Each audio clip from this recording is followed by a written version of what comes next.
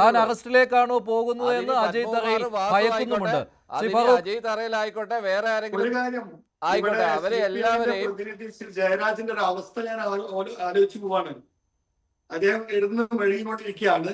ഇതെല്ലാവർക്കും വ്യക്തമായിട്ട് അറിയാം.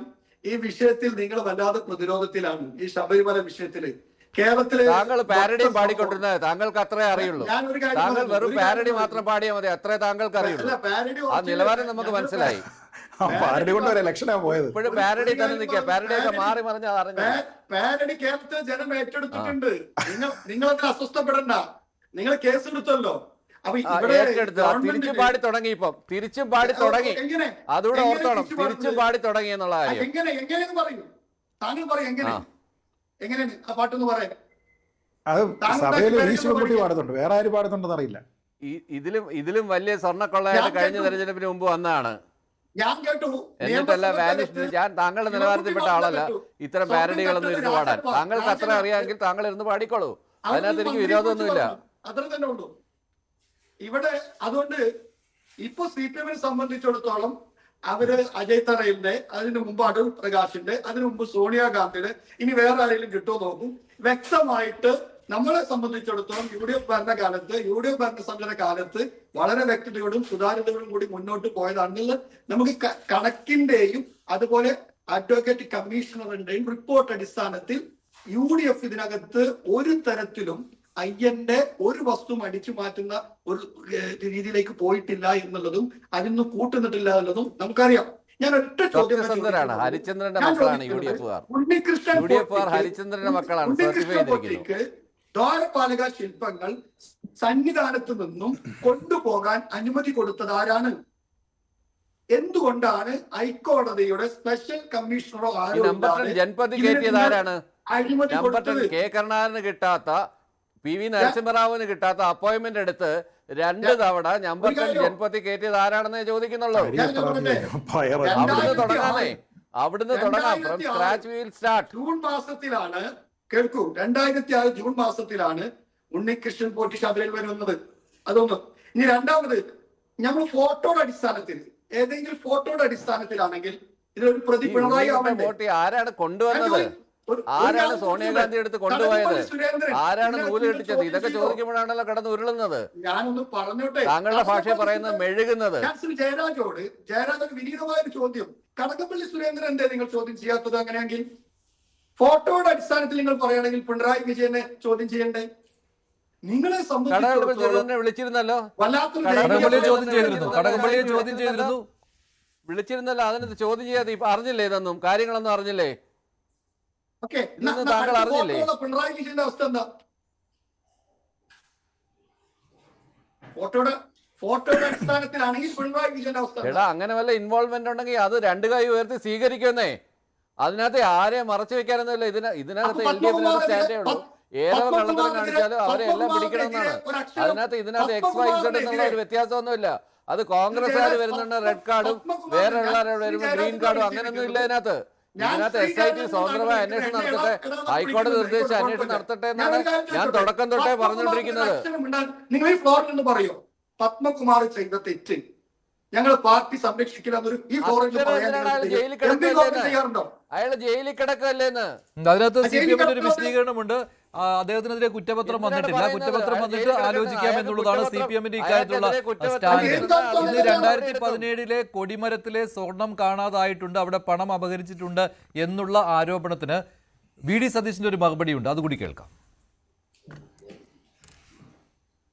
കടകംപള്ളി സുരേന്ദ്രനെ ചോദ്യം ചെയ്തു, മൊഴിയെടുത്ത് എന്തായിക്കോട്ടെ ചെയ്തല്ലോ. നിങ്ങൾ പോലും അറിഞ്ഞില്ല. 4 ദിവസം കഴിഞ്ഞിട്ടാണ് അറിഞ്ഞത്. ഒരാളും വിവരം അറിഞ്ഞില്ല. അടൂർ പ്രകാശിന്റെ മൊഴിയെടുത്തപ്പോ അപ്പ ചോർത്തി കൊടുത്തല്ലോ. SIT-യിൽ ആരാ ഉള്ളത്? SIT-യിൽ എല്ലാവരെയും കുറിച്ചല്ല. SIT-യിൽ CPM-ന്റെ ഏജന്റുമാരുണ്ട്, സർക്കാരിന്റെ മുഖ്യമന്ത്രിയുടെ ഓഫീസിന്റെ ഏജന്റുമാരുണ്ട്. കടകംപള്ളി സുരേന്ദ്രന്റെ മൊഴിയെടുത്ത സമയത്ത്, അല്ലെങ്കിൽ അദ്ദേഹം അവിടെ ഹാജരായ സമയത്ത് ഒരാളും അറിയിക്കാതെ രഹസ്യമായി സൂക്ഷിച്ചു. 3-4 ദിവസം കഴിഞ്ഞ പുറത്തു വന്ന് അടൂർ പ്രകാശിന്റെ അദ്ദേഹം അവിടെ ചെല്ലുമ്പോ തന്നെ അത് ചോർത്തി കൊടുത്തു പുറത്തേക്ക്. ഇത് വളരെ വ്യക്തമല്ലേ? വളരെ വ്യക്തമല്ലേ എന്താണെന്ന്? അവിടെ ആരുടെ ഏജന്റുമാർ അതിനകത്തുണ്ട് എന്നുള്ളത് വ്യക്തമല്ലേ? ഇനി കൊടിമരം കൊടിമരത്തിന്റെ കാലത്ത് ഹൈക്കോടതിയുടെ വിധിയുണ്ട്, അതിനെ അപ്രീഷിയേറ്റ് ചെയ്യുന്നത്. ഹൈക്കോടതിയുടെ അഡ്വക്കേറ്റ് കമ്മീഷണറുടെ സാന്നിധ്യത്തിലാണ് എല്ലാ നടപടിക്രമങ്ങളും പൂർത്തിയാക്കിയത്. എന്നിട്ട് ഹൈക്കോടതി വെച്ച അഡ്വക്കേറ്റ് കമ്മീഷണർ ഹൈക്കോടതിയിൽ റിപ്പോർട്ട് കൊടുത്തു, എന്തൊക്കെയാണ് നടന്നത്, എന്തെല്ലാം കാര്യങ്ങളാണ് ചെയ്തത്. എന്നിട്ട് ഹൈക്കോടതി ഈ അഡ്വക്കേറ്റ് കമ്മീഷണറെയും അവിടെ നടന്ന നടപടിക്രമങ്ങളെയും അഭിനന്ദിച്ചുകൊണ്ടുള്ള കോടതി വിധിയും കൂടിയുണ്ട്. അതുകൂടി എല്ലാവരും കൂടി വായിച്ചു നോക്കിക്കോട്ടെ. സുശ്രീത് പണിക്കർ, ഈ ഹൈക്കോടതി അഡ്വക്കേറ്റ് കമ്മീഷണറെ അഭിനന്ദിച്ചുകൊണ്ടുള്ള കോടതി വിധി, ആ ഒരു കോടതി വിധി അത് ശരിയാണോ? അത്തരത്തിലൊരു വിധി വന്നിട്ടുണ്ടോ? എന്നോടാണോ? അതെ, തീർച്ചയായിട്ടും ഹൈക്കോടതി അഡ്വക്കേറ്റ് കമ്മീഷണറെ അഭിനന്ദിച്ചിട്ടുണ്ട്. ഒരു രൂപ പോലും വാങ്ങാതെ അദ്ദേഹം ഏറ്റവും വലിയ സേവനമാണ് ചെയ്തത് എന്നതിനെക്കുറിച്ച് പറയുന്നുണ്ട്. ഈ കൊടിമര നിർമ്മാണം അദ്ദേഹത്തിൻ്റെ സാന്നിധ്യം ഒന്നുകൊണ്ട് മാത്രമാണ് പൂർത്തീകരിക്കാനായിട്ട് സാധിച്ചത് സമയബന്ധിതമായിട്ട് എന്നതിനെക്കുറിച്ച് പറയുന്നുണ്ട്. തന്നെയുമല്ല, അദ്ദേഹം ഒരു രൂപ പോലും പ്രതിഫലം വാങ്ങുന്നില്ല എന്നുള്ളതിനെ ശ്ലാഘിച്ചുകൊണ്ട്, അതുകൊണ്ട് തന്നെ ഞങ്ങൾ ഈ ഓർഡർ അക്സെപ്റ്റ് ചെയ്തത്, ഈ റിപ്പോർട്ടുകൾ അക്സെപ്റ്റ് ചെയ്തതിന് ശേഷം ഫൈനൽ ഓർഡർ ഇറക്കുന്ന സമയത്ത് അവസാനമായിട്ട് ഞങ്ങൾ ചെയ്യേണ്ടിയിരുന്നത് അദ്ദേഹത്തിൻ്റെ റെമ്യൂണറേഷൻ എന്താണെന്നുള്ളത് ഫിക്സ് ചെയ്യുക എന്നുള്ളതായിരുന്നു. പക്ഷേ അദ്ദേഹത്തിന് ഇത് വേണ്ട, ഇത് അയ്യപ്പനോടുള്ള ഡെഡിക്കേഷൻ ആണെന്ന് അദ്ദേഹം പറഞ്ഞതുകൊണ്ട് ഞങ്ങൾ അങ്ങനെയുള്ള ഒരു ഓർഡർ ഇടുന്നില്ല എന്ന് പറഞ്ഞുകൊണ്ട് അതിൻ്റെ തുടക്കം മുതൽ അവസാനം വരെ അവസാന ഓർഡറിൽ, കോടതിയുടെ അന്തിമ ഓർഡറിൽ അദ്ദേഹത്തിനെ അടിമുടി വാനോളം അദ്ദേഹത്തിനെ പ്രശംസിക്കുന്നതാണ് ആ ഓർഡർ. പക്ഷേ ഹൈക്കോടതി തന്നെയാണ് ഇപ്പോൾ വിജിലൻസിന്റെ ത്വരിത പരിശോധനയ്ക്ക് ഉത്തരവിട്ടത്.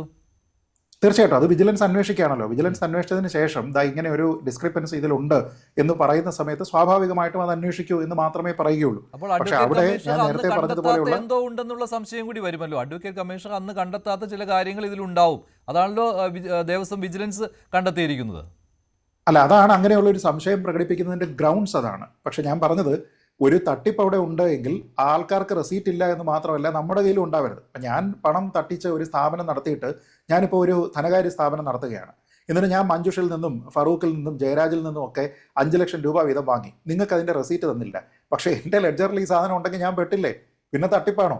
അതേസമയം നിങ്ങൾക്ക് റെസീറ്റ് തന്നു, എൻ്റെ കയ്യിലില്ല എന്നുണ്ടെങ്കിൽ പിന്നെയും പറയാം അതെൻ്റെ റെസീറ്റ് അല്ല എന്ന് പറയാം. പക്ഷേ എൻ്റെ ബുക്ക് ഓഫ് അക്കൗണ്ട്സിൽ ഈ സാധനം ഉണ്ടെങ്കിൽ എന്ത് ചെയ്യും? അതായത് ഇതിനകത്ത് പറഞ്ഞിരിക്കുന്നത്. ഇതിൽ ശ്രീ ജയരാജ് മനസ്സിലാക്കേണ്ടുന്ന ഒരു കാര്യം,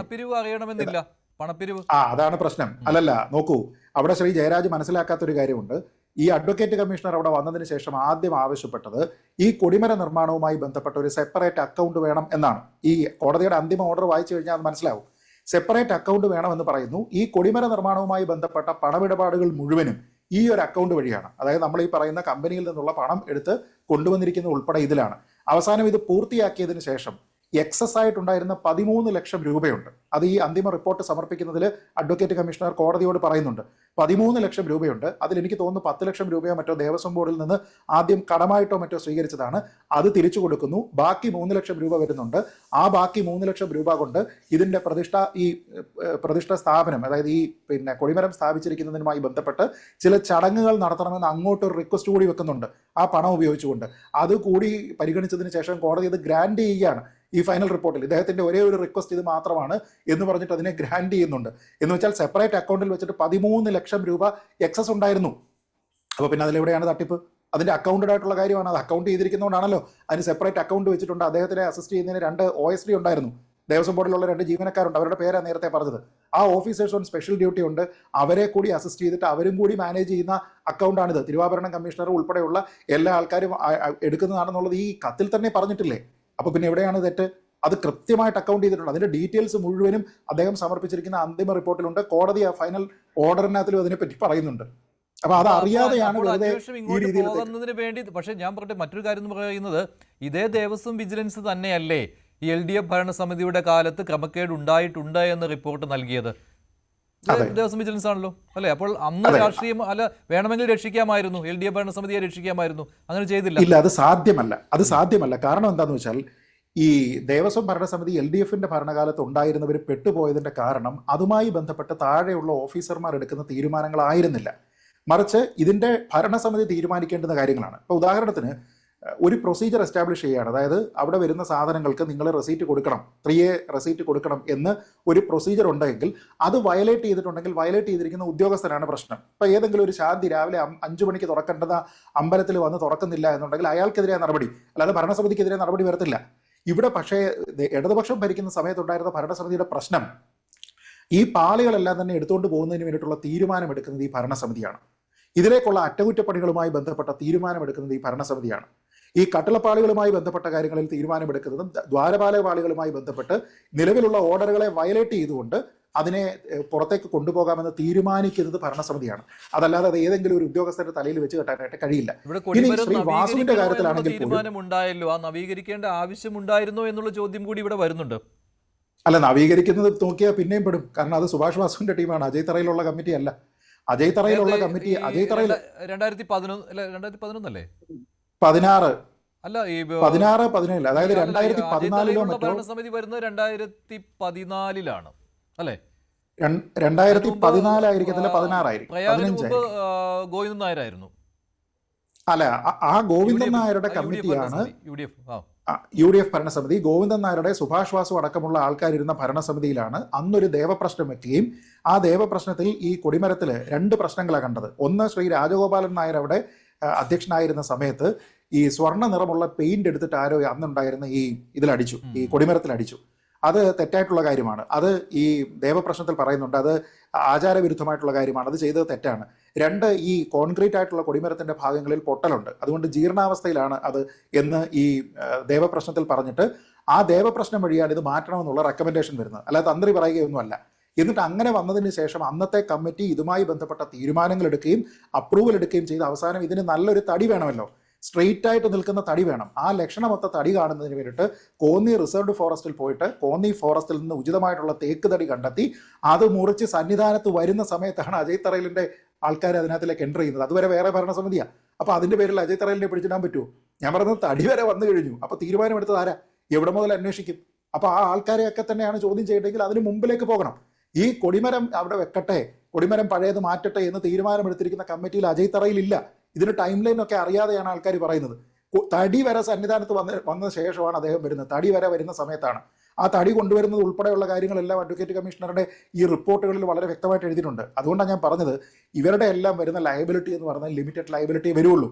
കാരണം ഇതുമായി ബന്ധപ്പെട്ട തീരുമാനങ്ങളൊന്നും ഭരണസമിതി അല്ല എടുക്കുന്നത്.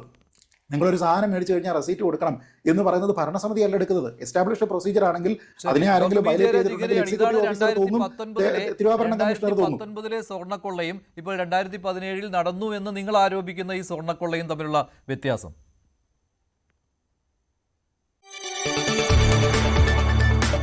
കൂടുതൽ വാർത്തകൾക്ക് news 18 Keralam YouTube channel subscribe ചെയ്യുക.